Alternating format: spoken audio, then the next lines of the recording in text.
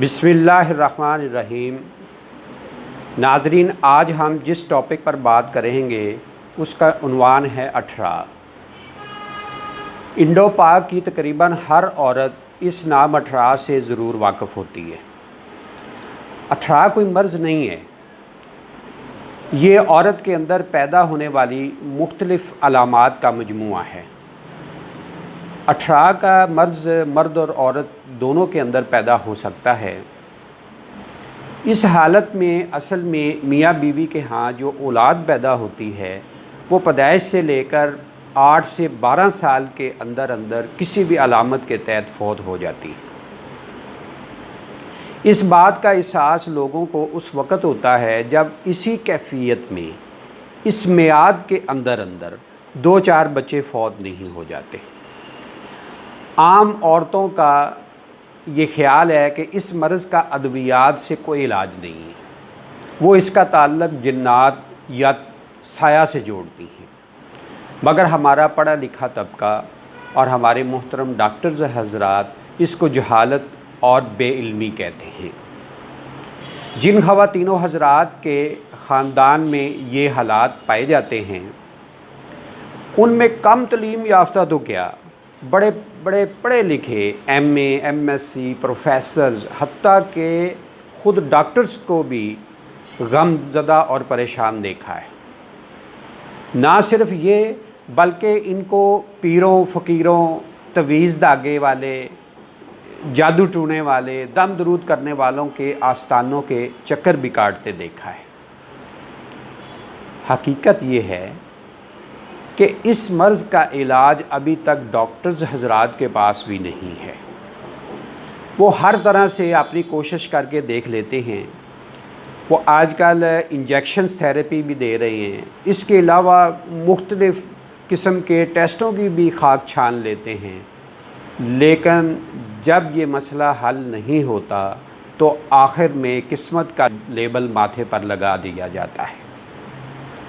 ناظرین، حقیقت یہ ہے اٹھرا کوئی مرض نہیں ہے، بلکہ جیسے میں نے پہلے بتایا یہ مجموعہ علامات ہے۔ اس کا باعث کئی امراض ہو سکتے ہیں۔ یہ مرض اٹھرا مرد سے عورت اور عورت سے مرد میں منتقل ہوتا ہے، تاہم اس علامت اٹھرا کا مرکز عورت کا یوٹرس یا رحم ہوتا ہے۔ اس کی کئی وجوہات ہو سکتی ہیں۔ اس کا باعث ایس ٹی ڈی یا سیکشولی ٹرانسمیٹڈ ڈیزیزز ہیں یا سیکشولی ٹرانسمیٹڈ انفیکشنز جیسے کلیمیڈیا، گنوریا، جینیٹل ہرپس ہو سکتا ہے۔ یہ علامات جنسی عمل کے دوران عورت کے رحم میں منتقل ہو جاتی ہیں۔ اس کے علاوہ سائٹومیگالی، سفلس، بیکٹیریل ویجینوسس، روبیلا، ویریسلا، ہیو اور اس طرح کے بہت سارے جراثیم ہیں جو عورت کے رحم میں داخل ہو کر مختلف قسم کی علامات پیدا کرتے ہیں۔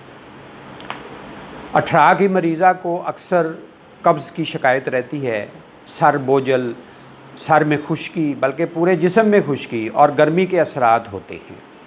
پیشاب میں جلن آنا شروع ہو جاتی ہے، ہاتھ پاؤں جلتے ہیں، خارش، پھنسی، پھوڑے، دائمی نزلہ، آنکھوں میں جلن، طبیعت میں غصہ، کوئی بھی بات برداشت نہیں ہوتی، ہر شخص سے ناراضگی، حتیٰ کہ اپنے خاوند سے بھی یہ ناراض رہتی ہیں، اور سب سے بڑھ کر یہ کسی بھی بچے سے پیار نہیں کرتی۔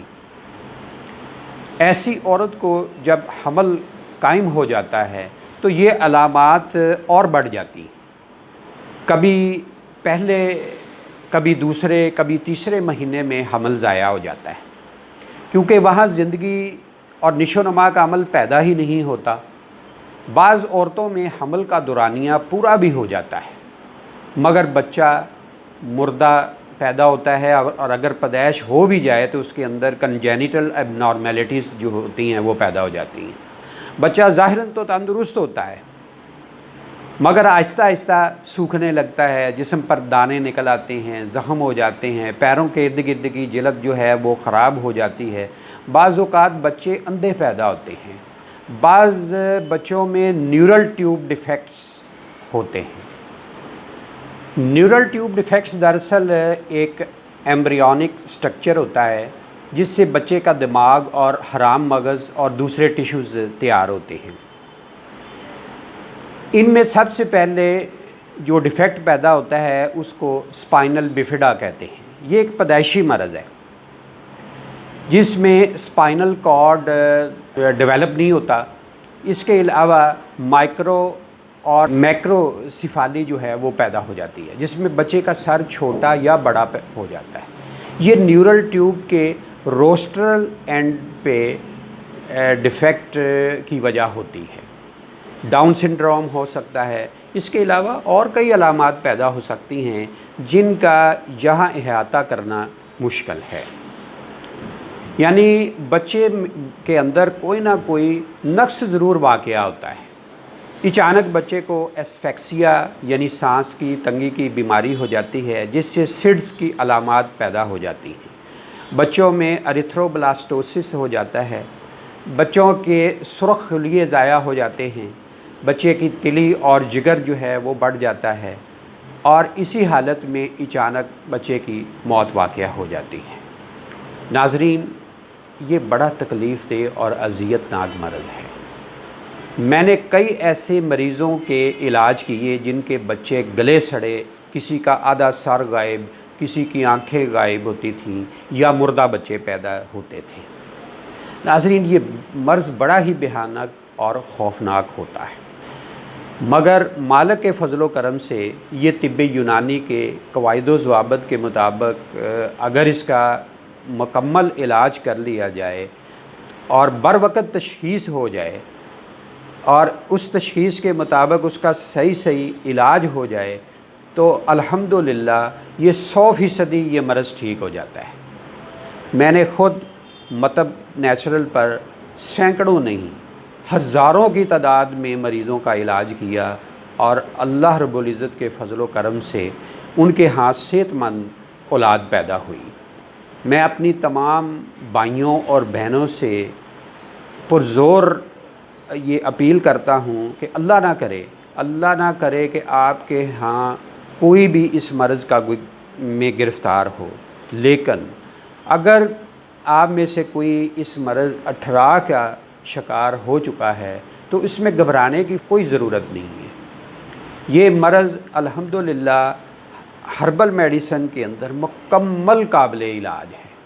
तवीज़ दागों और दमों के पीछे ना भागें, ऐसा करने से वक्त ज़ाया होता है, टोटकों से मर्ज़ बढ़ जाता है। इससे सवाए पैसे के ज़िया के कुछ हासिल नहीं होता।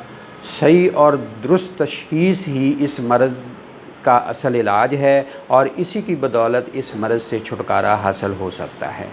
अगर खुदा ना खास्ता आप में से कोई इस मर्ज़ में गिरफ़्तार है तो पूरे यकीन के साथ अपनी तमाम मेडिकल रिपोर्ट्स जो अब तक आपने करवाई हैं वो साथ लेकर मतलब नेचुरल पर तशरीफ़ लाएँ। इंशाअल्लाह अल्लाह रब्बुल इज़्ज़त आपका ये मसला हल करेगा। अस्सलामु अलैकुम।